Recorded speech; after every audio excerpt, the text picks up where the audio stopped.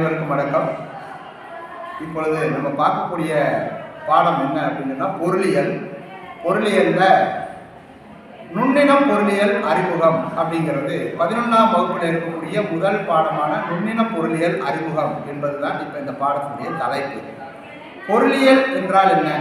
இன்றைய காலகட்டங்களில் பொருளியல் என்று சொல்லக்கூடியது எப்படின்னா அனைத்து தரப்பினருக்கும் ஒரு மிகவும் பொருந்தக்கூடிய ஒரு முக்கியமான ஒரு செய்தியாக கருதப்படுகிறது.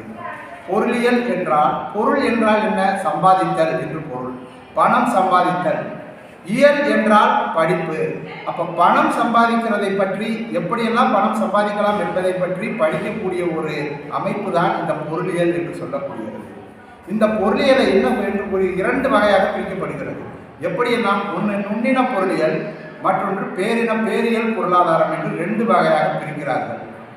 நுண்ணின பொருளியல் இப்போ நம்ம 11ஆம் வகுப்பை பொறுத்த வரைக்கும் நுண்ணின பொருளியல் அப்படிங்கிறதா நம்மளுடைய தலைப்பாக இருக்கிறது. இந்த நுண்ணின பொருளியலின் தந்தை என்று சொல்லக்கூடியவர் யார் என்று சொன்னால் ஆடம் ஸ்மித் என்று சொல்லக்கூடியவர் தான். பொருளியல் என்றால் என்ன? இல்லங்களின் நிர்வாகம் என்பதுதான் பொருளியல் என்று அவர்கள் கூறுகிறார்கள். இந்த பொருளியலை கிரேக்க மொழியில் ஆய்கோமிக்ஸ் என்றும் இவர்கள் அழைக்கிறார்கள். ஆய்கோஸ் என்றால் இல்லங்கள் என்றும் நெமைன் என்றால் நிர்வாகம் என்றும் பொருள்படும் என்று இதனுடைய கருத்தாக சொல்லப்படுகிறது. ஆரம்பத்தில் இந்த பொருளியல் என்பது அரசியல் பொருளியல் என்றுதான் கூறினார்கள். அரசோடு சம்பந்தப்பட்டது, அரசு என்பது அரசியல் சம்பந்தப்பட்டது தான் பொருளியல் என்று கூறினார்கள்.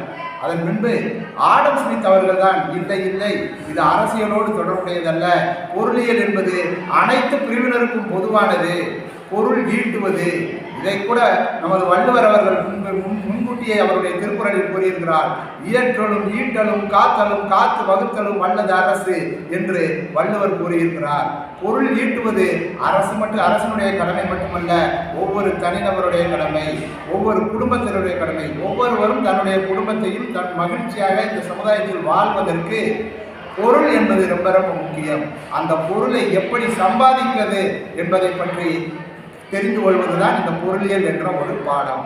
இந்த பொருளியல்ல அதையும் தாண்டி அட்வான்ஸாக இப்போ என்ன சொல்லியிருக்காங்க அப்படின்னா, பணம் சம்பாதிப்பது மட்டும் பொருளியல் அல்ல, உற்பத்தி. இன்றைய காலகட்டத்தில் நவீன மாடர்ன் இந்தியா என்று சொல்லக்கூடிய இந்த நவீன இந்தியாவிலே உற்பத்தி என்று சொல்லக்கூடியதும் பொருளாதாரத்தோடு தொடர்புடையதாக இருக்கிறது. விற்பனை என்று சொல்லக்கூடியதும் பொருளாதாரத்தோடு தொடர்புடையதாக இருக்கிறது. மூலப்பொருட்கள் என்று சொல்வதும் பொருளாதாரத்தோடு தொடர்புடையதாக இருக்கிறது. அப்ப நாம் என்னென்ன மூலப்பொருட்கள் நம்மளுடைய நாட்டில் கிடைக்கின்றது, அந்த மூலப்பொருட்களை வைத்துக்கொண்டு நாம் என்னென்ன வகையான ஃபினிஷ்டு குட்ஸ் என்று சொல்லக்கூடிய அந்த முடிவுற்ற பொருள்கள் தயார் பண்ணுகிறோம், அந்த தயார் பண்ண பண்டங்களை எப்படியெல்லாம் எங்கெங்கெல்லாம் வியாபாரம் பண்ணுகிறோம் என்பது பரிணாம வளர்ச்சி அடைந்திருக்கிறது இன்றைய காலகட்டத்தில் இருக்கக்கூடிய பொருளியல் என்று சொல்லக்கூடியது.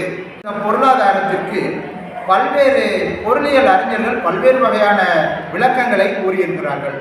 ஆடம் ஸ்மித் என்று சொல்லக்கூடிய ஒரு மிகப்பெரிய ஒரு பொருளாதார மேதை என்று சொல்லக்கூடியவர் பொருளாதாரத்தின் தந்தை என்று அவர் அழைக்கப்படுகிறார். அவர் என்ன சொல்லுகிறார்? ஆடம் ஸ்மித் என்பவர் பொருளியல் என்பது செல்வ இலக்கணம் என்று கூறுகிறார். அது ராபர்ட் மார்சல் என்று சொல்லக்கூடியவர், ஆல்பர்ட் மார்சல் என்று சொல்லக்கூடியவர் பொருளாதாரம் என்பது ஒரு செல்வத்தை பற்றிய ஒரு இலக்கணமாக கருதப்படுகிறது.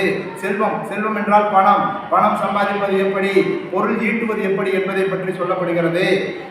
இன்றைய காலகட்டத்தில் பொருளாதாரம் என்று சொல்லக்கூடியது ராபின்சன் என்று சொல்லக்கூடியவர் இந்த பொருளாதாரத்திற்கு பற்றாக்குறை என்று சொல்லக்கூடிய ஒரு அமைப்பை பற்றி ஒரு இலக்கணம் வகுத்துள்ளார். பொருளாதாரம் என்பது பற்றாக்குறையாகவே இருக்கக்கூடியது என்று சொல்லுகிறார். இன்று இருக்கக்கூடிய அத்துணை அறிஞர்களாலும் பொருளியல் பெருமக்களாலும் ராபின்சன் போன்றவருடைய கருத்து இன்றைய காலகட்டத்திற்கு ஏற்புடையதாக இருக்கிறது என்று அவர்கள் எல்லோரும் பாதிக்கிறார்கள். சரியாக ஏற்றுக்கொள்ளப்படுகிறது.